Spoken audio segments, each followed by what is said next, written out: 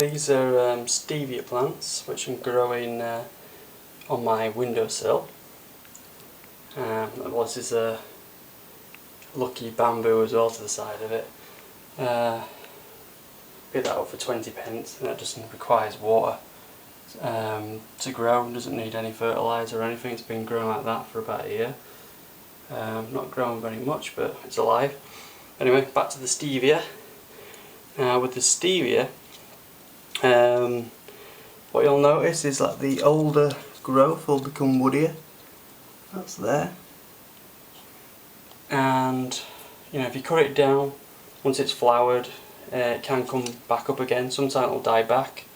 I cut it right back in winter and just maintain the watering, maybe just once a week, just a little bit of water, just keep it alive, and just look out for any drying leaves to make sure it doesn't dry out completely.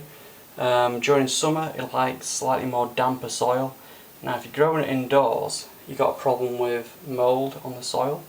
So what I do, if you can see that, this isn't soil, this is actually sand, and it's just play sand that I've used, but you can use builder's sand or any sand should do, or you can even use some grit on top or vermiculite, but anything basically where mould can't grow.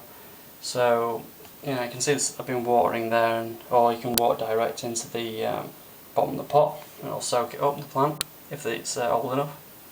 But the idea of the sand or anything you put on top of the surface just stops mould developing on the soil, especially where the plant requirements are slightly more moist. I've got here some cuttings as well, so I want to show you quite a bit on Stevia today. So if you want to do a cutting on Stevia, so you look at there's the leaf coming out of that one there, and it's pinched like that. Clear off the leaves. Probably easy with two hands, but I haven't got a tripod. There. Ideally, especially in winter anyway, but ideally anyway, is to dip it into some root hormone powder. I'll just get it on. I could have just trimmed it with my teeth. And then all you do is stick it into the soil, right in.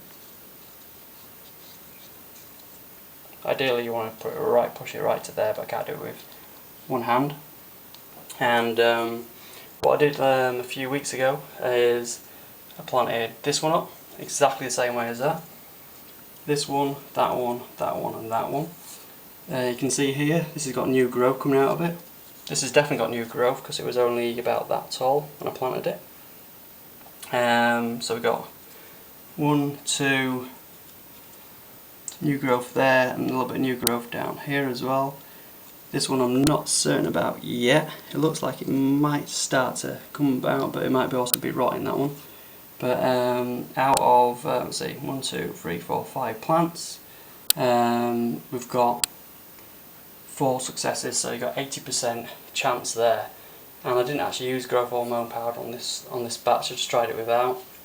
But with the hormone powder you're probably looking at closer to 100% to get, to actually get it to root into the compost.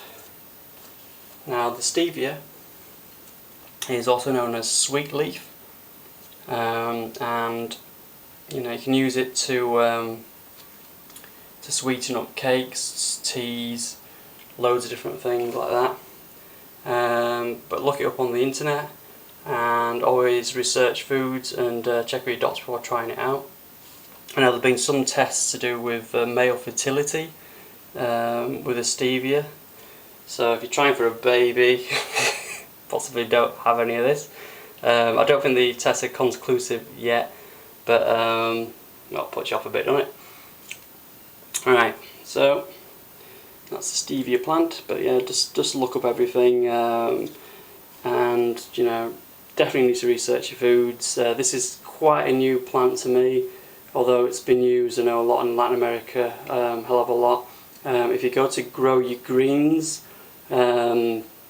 or growyourgreens.com, I think it is, with John Kohler, He's got a couple of interesting videos with the stevia plant, and if you look on YouTube as well and just put stevia plantation, you can see how big these things can go, and they're like massive bushes really. This one here, it's only a few weeks old, and it'll be up here by, I don't know, another month or so. Requirements, well, here it don't get any direct sunlight until about 2 o'clock until 8 at night, so 6 hours of sunlight a day is fine. It's in a light area anyway, but that's all it gets is 6 hours. But it's the same as my basils over here, they get 6 hours of sun. It's north facing house, so it's the best I can do with it at the moment. I don't want to put it in the front because it doesn't get sun past, I think it's about 1 o'clock or something, and then you don't get anything, and you don't get much sun until about 9 in the morning either, so it's not much of a window. A little bit more sunlight in the back. Right, I hope that's answered a fear questions with stevia. If you've got any more questions about it, just leave a couple of comments. Oh, and one last thing, I suppose, as far as I know, you're just able to eat the leaves, and they're about 35 times sweeter than sugar, but there's different varieties, and these ones here have grown from seed, so there may be more or less than 35 times the taste of sugar, but they're very, very sweet. There's a slight plant aftertaste to it. Other than that, I can't think of any other things that to say about the plant at the moment. Right, take care, and I'll be back soon. Bye.